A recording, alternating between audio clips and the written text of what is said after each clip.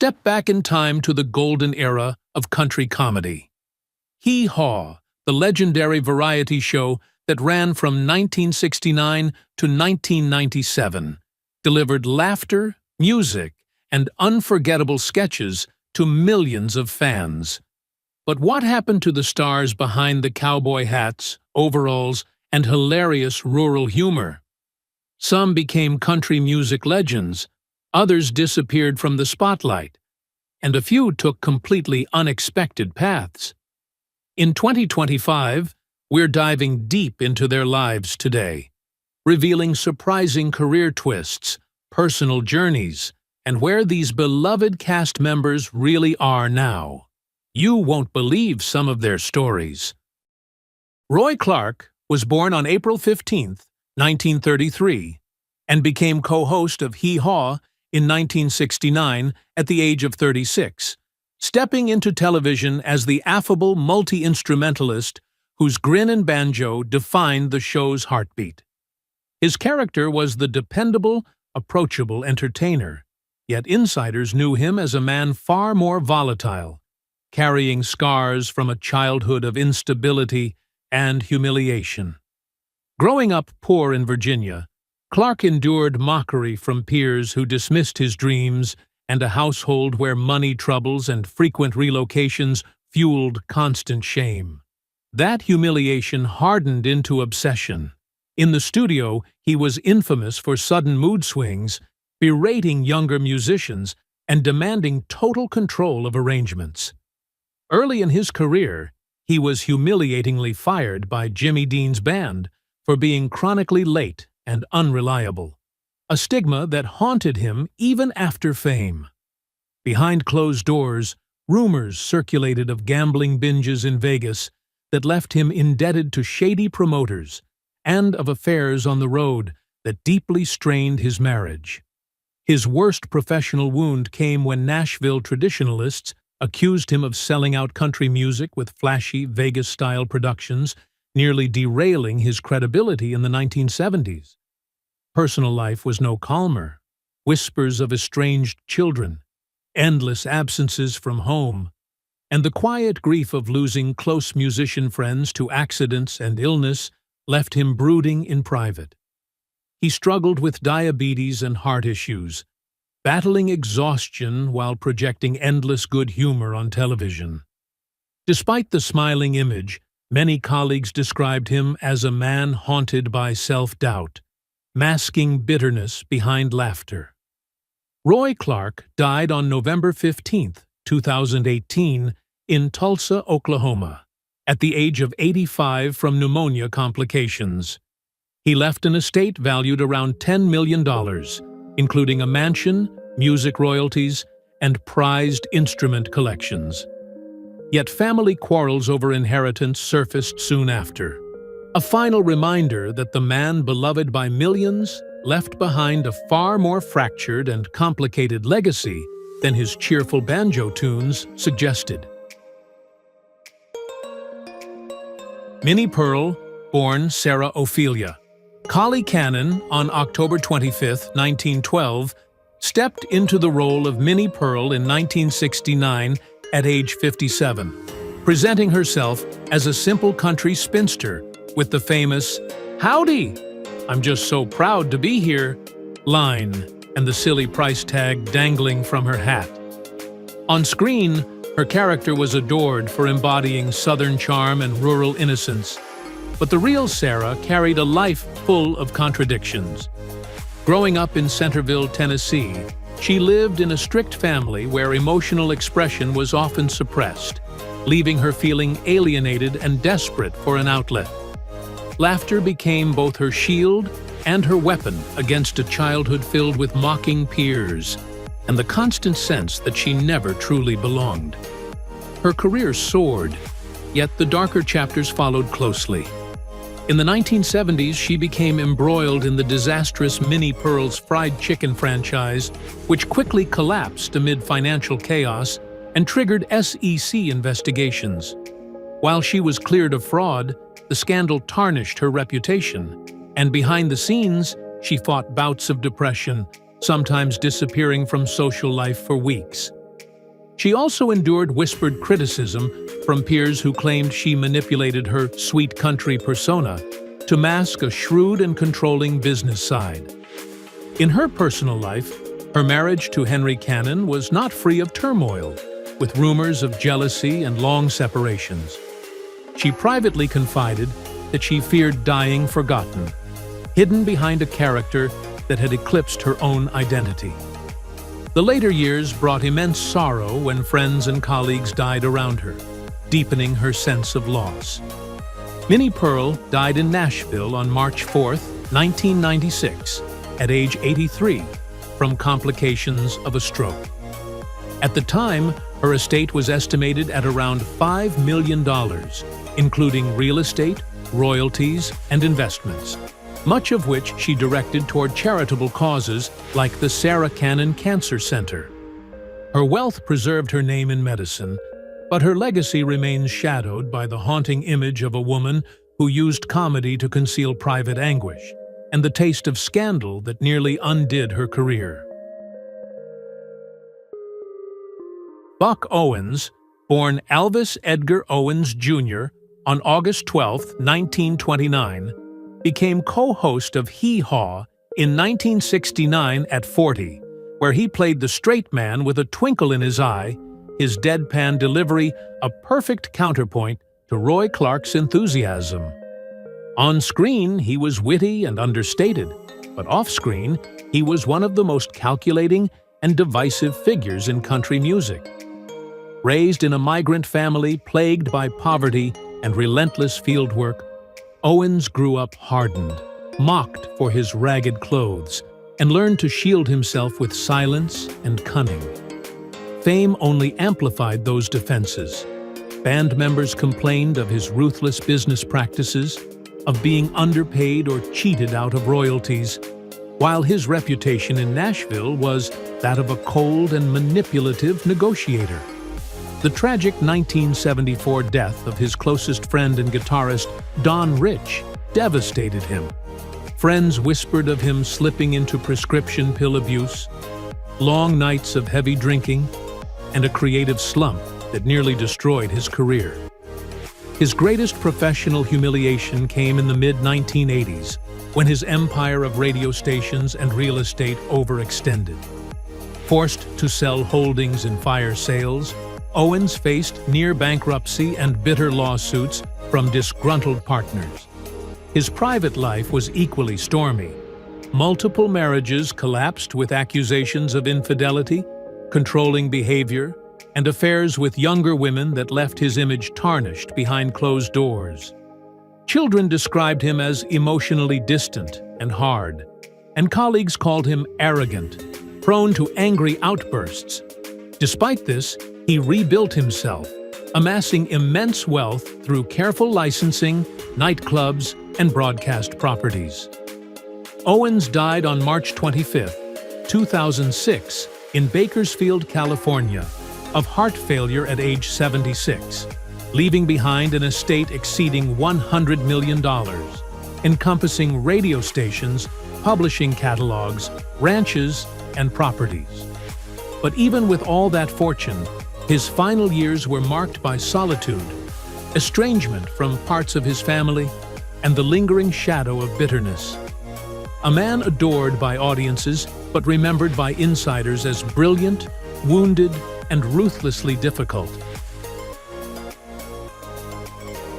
Gordy Tapp, born Gordon Robert Tapp on June 4, 1922, joined Hee Haw in 1969 at age 47, dazzling audiences with his versatility as Cousin Clem, Senator Sternwheeler, and Laverne Nagger. His humor was clever, sharp, and deceptively simple, but his life was far from the easygoing characters he played. Raised in London, Ontario, in a family that struggled to make ends meet, he grew up mocked for his rural accent and mannerisms, internalizing a shame that would drive him toward performance as a way to transform weakness into power. While audiences adored his humor, behind the scenes, Gordy was ambitious to a fault, sparking bitter feuds with colleagues and producers whom he accused of underpaying him and stealing material. Though he managed to keep his reputation largely clean in the public eye, there were private controversies. Failed investments in the 1980s nearly bankrupted him, and his marriage endured rumors of infidelity and long separations. His greatest professional blow came when projects outside Hee Haw failed to gain traction, fueling resentment that he would never escape being typecast as a regional comedian. Friends admitted he could be controlling, hard to work with, and unwilling to share the spotlight, traits that strained professional relationships. His later life brought personal heartbreak, as illnesses and the deaths of close companions left him bitter and increasingly reclusive. Despite this, he received accolades including the Order of Canada, though privately, he confessed feeling overshadowed by bigger names in country comedy. Gordy Tapp died on December 18, 2016, at 94 in Burlington, Ontario, from pneumonia complications. At the time of his death, his estate was valued between $3 and $5 million, including property, royalties, and modest investments. His fortune was stable, but his true wealth lay in the contradiction of a career. Celebrated as a national treasure yet shadowed by unfulfilled ambitions and personal regrets, leaving behind the enduring question of whether his laughter was also a mask for deeper disappointments. Donald Harron, born September 19, 1924, in Toronto, Canada, stepped into the world of Hee Haw in 1969 at age 45, embodying Charlie Farquharson, the fictional rural newscaster from Corn Radio, whose biting satire, odd malapropisms, and sinister throat-slashing sign-off made him both hilarious and unsettling to viewers. His childhood had been marked by instability. His father was often absent, his mother overwhelmed, and Harron grew up feeling emotionally neglected while masking his pain with exaggerated humor. As his career developed, he was praised as a playwright and intellectual, but the public rarely glimpsed the tension he created backstage. Harron developed a reputation for being impossible to work with, once storming out of rehearsals after accusing producers of dumbing down his writing. And he quietly feuded with fellow Hee Haw cast members who dismissed his satire as elitist. His 4 marriages unraveled with brutal public divorces. Accusations of infidelity, financial manipulation, and emotional cruelty swirled around him, particularly in his 3rd marriage, when friends reported shouting matches and violent outbursts behind closed doors. His greatest career humiliation came when his high-profile Broadway project collapsed within weeks, devastating him financially and emotionally, and leaving him blacklisted from major New York productions for years. Off-screen, he battled depression, was estranged at times from his daughter Mary Harron, who would later direct American Psycho, and masked his despair by diving into UNICEF work and intellectual circles, as if humanitarian respectability could erase personal wreckage.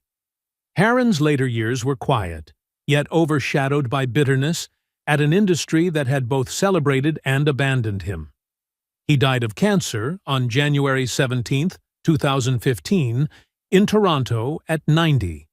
His estate, worth between $5 and $7 million, included Canadian properties, publishing royalties, and intellectual rights. But the fortune could not erase the truth that behind his wit and brilliance lay a man who had spent decades battling his own destructive tendencies and alienating those who tried to love him. Buck Trent, born Charles Wilburn Trent, on February 17, 1938, in Spartanburg, South Carolina, brought his sparkling banjo riffs and manic energy to Hee Haw in 1974. Joining the cast at 36, with a larger-than-life presence and his iconic catchphrase, "Oh yeah." On the show, he was the musical firebrand, whose flashy costumes and groundbreaking electric banjo wowed audiences, his character embodying infectious joy and bravado.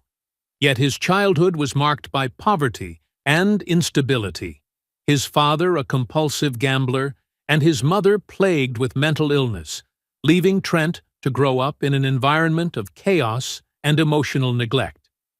His career was a blend of innovation and turmoil.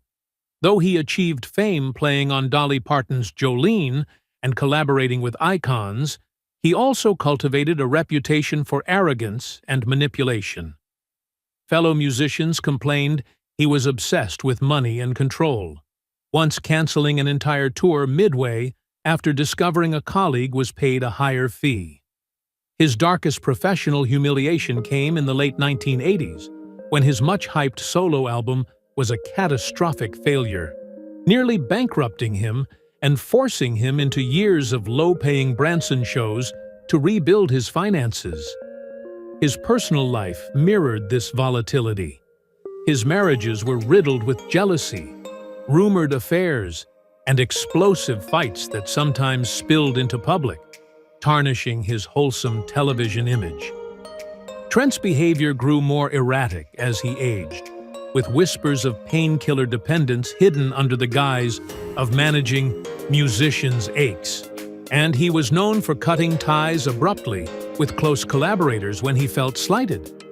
Despite the controversies, his resilience kept him performing well into his later years, beloved by Branson audiences who saw only the glitter and sound, not the turmoil beneath. Buck Trent died of natural causes on October 9, 2023, in Branson, Missouri, at the age of 85. His estate, valued at $3 to $5 million, included royalties, custom banjos, and Branson property. Misty Rowe, born June 1, 1952 in San Gabriel, California, joined Hee Haw in 1972 at the fragile age of 17.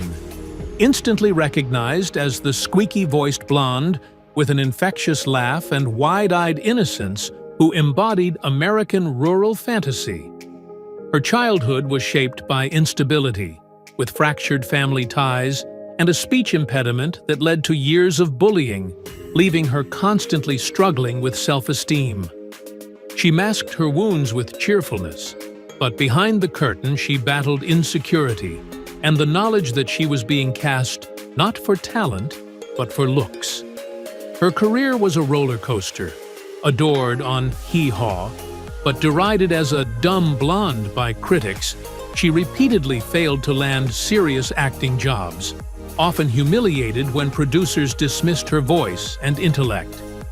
Industry insiders alleged that she engaged in compromising relationships with men in power to stay relevant, though her defenders argued she was simply exploited in a ruthless system. Her reputation as sweetly naive was often contrasted with whispers that she sabotaged colleagues by pretending to be innocent while angling for bigger parts.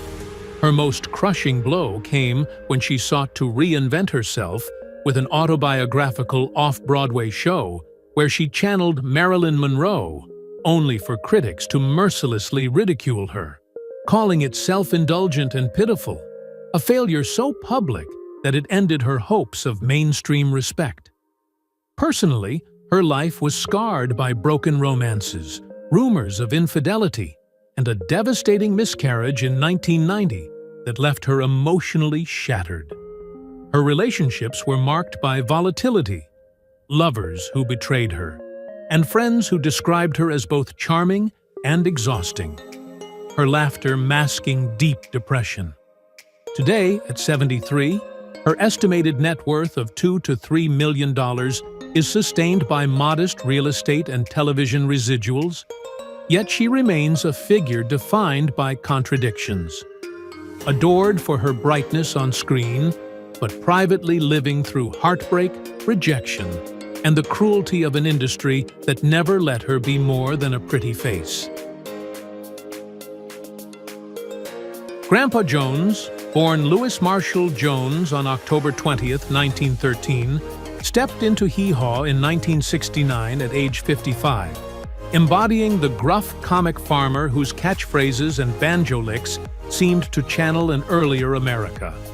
Audiences adored his old-timer shtick, but behind the mask was a man scarred by tragedy, humiliation, and anger that never fully left him. Raised in rural Kentucky, in a poor household with a father given to drinking and ridicule, Jones was bullied for his awkwardness and stammer, learning early to hide pain beneath humor.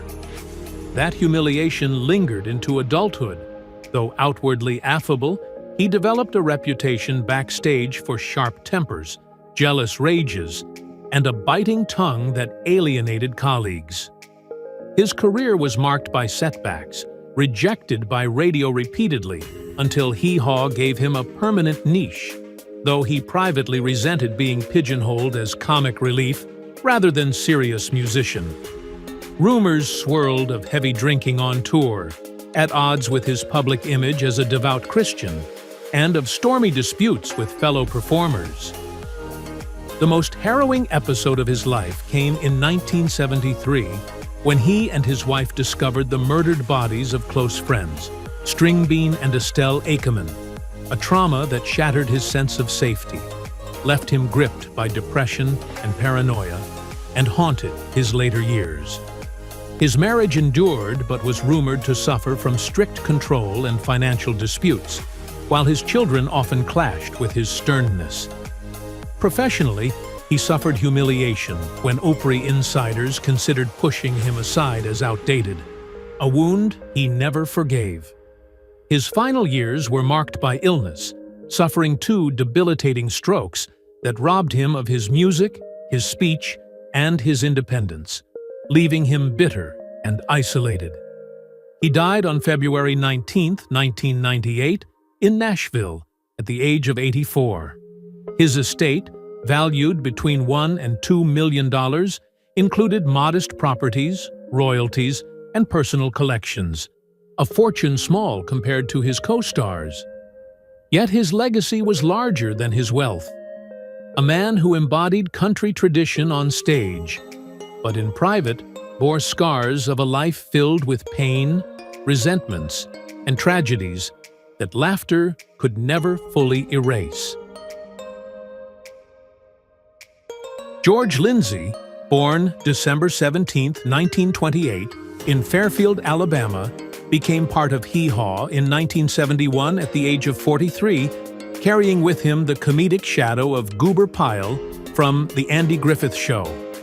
On screen, Lindsay's Goober was goofy, naive, and oddly lovable, a character who won laughs through his bumbling innocence.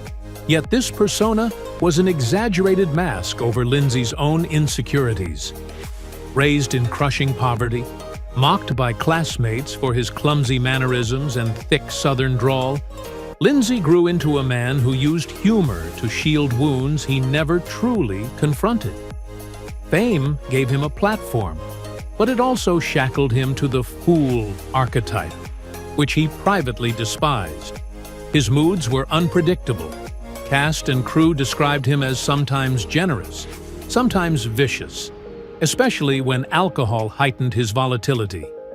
He once had to be discreetly suspended after a drunken altercation with a sponsor during a public event, and insiders whispered about his gambling addiction that drained his earnings and left him financially vulnerable, despite years of steady television work. His biggest career heartbreak came when he lost out on a film role he believed would transform his career from comic sidekick to respected actor.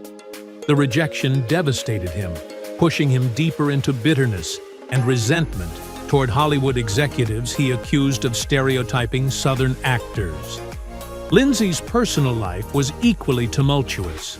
Relationships fizzled into betrayal, and though he never married during his peak fame, his romances were marred by volatility and disappointment. He turned later to philanthropy, championing children with special needs. But even this noble work couldn't mask the loneliness of his final decades, as old friends drifted away and younger stars eclipsed him. Lindsay died of heart failure on May 6, 2012, in Nashville at the age of 83. His estate, valued modestly at $500,000 to $1 million, consisted largely of personal property and residuals.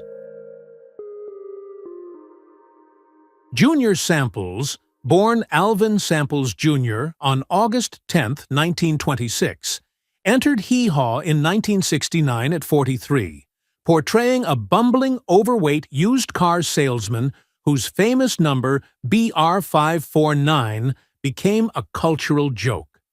To audiences, he was the lovable fool who fumbled lines and stumbled across the stage. But behind that slow drawl was a man marked by pain. Raised in rural Georgia, in a family that struggled to survive, he was mocked as a child for being poor and uneducated, eventually leaving school after the 6th grade.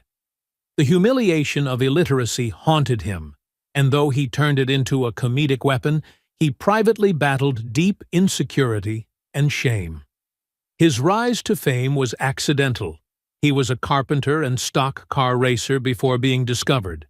But the fame did not bring peace.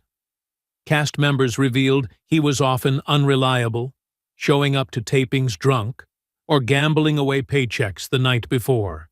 His greatest failure came when his drinking and erratic behavior nearly cost him his spot on Hee Haw, and for a season producers debated replacing him entirely.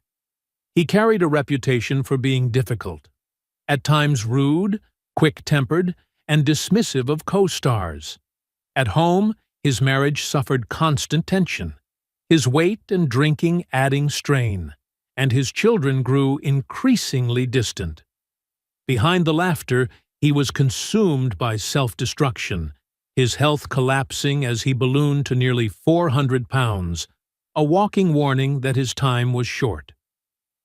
He suffered a fatal heart attack on November 13, 1983, at age 57 in Cumming, Georgia, and left behind little in terms of financial security. His estate, valued under $1 million, was eroded by gambling debts and poor financial choices, leaving his family with little more than the memory of his brief stardom. Though remembered fondly by fans for his comedic clumsiness, those who knew him best saw the tragedy of a man who never escaped the ridicule of his youth, trapped in a character that mirrored the humiliation he always tried to hide.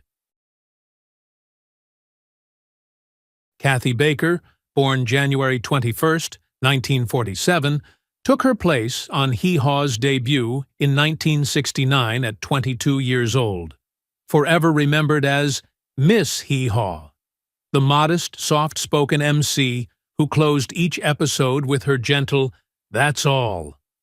Unlike the other sequined, flirtatious honeys, Baker's wholesome charm set her apart, though it came at a heavy cost behind the scenes.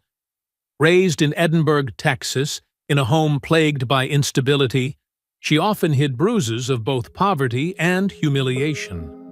Her father abandoned the family when she was young, and her mother's bitterness left Kathy the subject of cruel jokes among classmates. She developed a stutter and an aversion to attention, masking her fear of ridicule with silence.